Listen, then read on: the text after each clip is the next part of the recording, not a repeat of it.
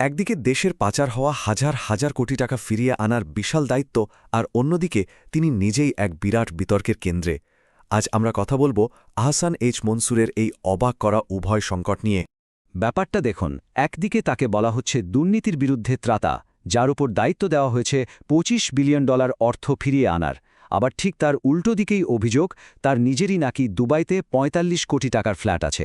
এই যে একটা প্যারাডক্স, এটাই আমরা আজ বোঝার চেষ্টা করব।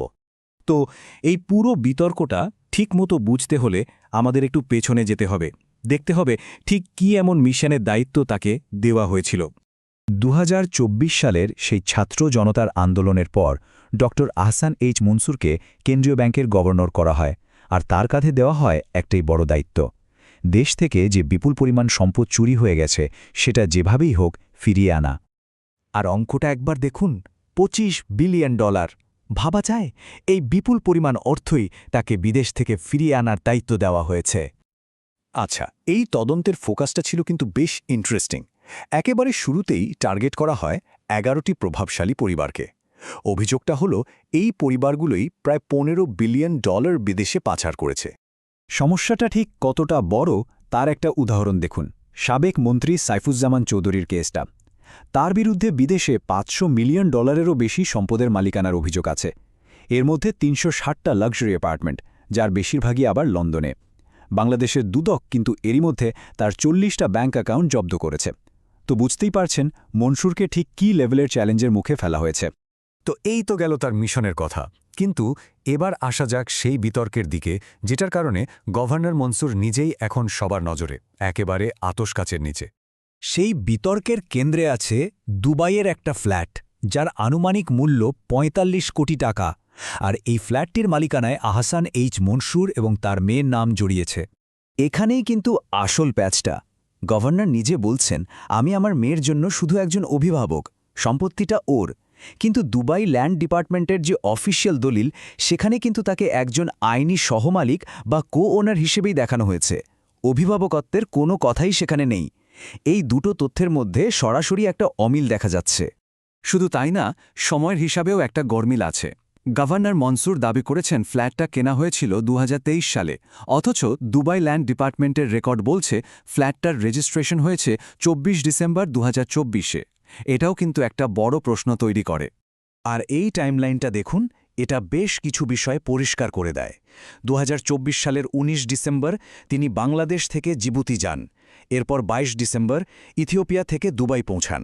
আর ঠিক তার ২ দিন পর ২৪ ডিসেম্বর ফ্ল্যাটের রেজিস্ট্রেশনটা সম্পন্ন হয়, এবং ওই দিন রাতেই তিনি দুবাই থেকে ঢাকার দিকে রওনা দেন। তার মানে ট্র্যাভেল রেকর্ড বলছে যেদিন ফ্ল্যাটটা রেজিস্ট্রি হয়েছে সেদিন তিনি সশরীরে দুবাইতে উপস্থিত ছিলেন। এখন প্রশ্ন হল, দলিলে নাম থাকার মানে কি? দুবাইয়ের সম্পত্তি আইন কিন্তু এ ব্যাপারে খুব স্পষ্ট। দুবাই ল্যান্ড ডিপার্টমেন্টের নিয়ম অনুযায়ী দলিলে যার নাম থাকে তিনি সরাসরি আইনি মালিক। কেউ যদি শুধু অভিভাবক হন, সেটা দলিলে পরিষ্কার করে লেখা থাকতে হয়।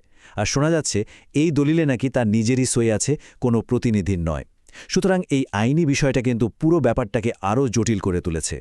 এই একটা ঘটনাকে কেন্দ্র করে এখন কিন্তু একটা বড় প্রশ্ন সামনে চলে এসেছে, আর সেটা হলো, একটা দেশের এত বড় সরকারি পদে থাকলে তার নৈতিক এবং আদর্শিক দায়বদ্ধতা ঠিক কতটা হওয়া উচিত। দেখুন, জনগণের আস্থার বিষয়টা শুধু আইনি ব্যাপার নয়, এর একটা গভীর নৈতিক এবং ধর্মীয় দিকও আছে। যেমন একটি হাদিসে বলা হয়েছে, কোনো ব্যক্তি মুসলিমদের দায়িত্ব গ্রহণের পর খেয়ানত অবস্থায় মারা গেলে আল্লাহ তার জন্য জান্নাত হারাম করে দিয়েছেন। এটা থেকে বোঝা যায় পাবলিক ট্রাস্ট বা জনাস্থার খেয়ানতকে কতটা গুরুত্বপূর্ণ অপরাধ হিসেবে দেখা হয়। সরকারি সম্পদ অপব্যবহারের ভয়াবহতা নিয়ে ইসলামী শিক্ষায় পরিষ্কার নির্দেশনা আছে। প্রথমত, এটা সবার সাথে বিশ্বাসঘাতকতা, কারণ রাষ্ট্রীয় সম্পদ মানে হল দেশের প্রত্যেকটা নাগরিকের সম্পদ। দ্বিতীয়ত, বলা হয়েছে যে বিচার দিবসে বিশ্বাসঘাতকদের প্রকাশ্যে চিহ্নিত করা হবে, এমনকি পদের কারণে পাওয়া যে কোনো উপহারকেও এক ধরনের দুর্নীতি হিসেবে দেখা হয়। সুতরাং সরকারি কর্মকর্তাদের সততার মানদণ্ডটা কিন্তু অনেক উঁচুতে। আসলে মূল সমস্যাটা হল, যে কোনো দেশের শাসনের ভিত্তি হল জন আস্থা।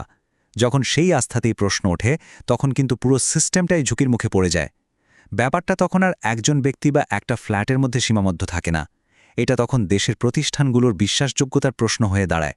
তো সব মিলিয়ে আমরা আবার সেই শুরুর জায়গাতেই ফিরে এলাম। একটা গভীর আর অস্বস্তিকর উভয় সংকট। একবার ভাবুন, একদিকে তার কাঁধে দায়িত্ব দেওয়া হয়েছে $25 বিলিয়ন ফিরিয়ে এনে দেশের আর্থিক ব্যবস্থায় আস্থা ফেরানোর, আর অন্যদিকে তার নিজের নামেই ওটা ৪৫ কোটি টাকার ফ্ল্যাটের অভিযোগের বিষয়ে তাকেই এখন ব্যাখ্যা দিতে হচ্ছে। অর্থাৎ যে মানদণ্ডে তিনি অন্যদের বিচার করতে যাচ্ছিলেন, এখন সেই একই মানদণ্ডে মানুষ তাকেও প্রশ্ন করছে। এখনও পর্যন্ত এই ঘটনার কোনো মীমাংসা হয়নি, কিন্তু এটা আমাদের সবার সামনে একটা বড় প্রশ্ন রেখে যাচ্ছে। যখন রক্ষক নিজেই সন্দেহের আওতায় চলে আসে, তখন জনগণের আস্থার প্রহরী হিসেবে আখির কে থাকবে?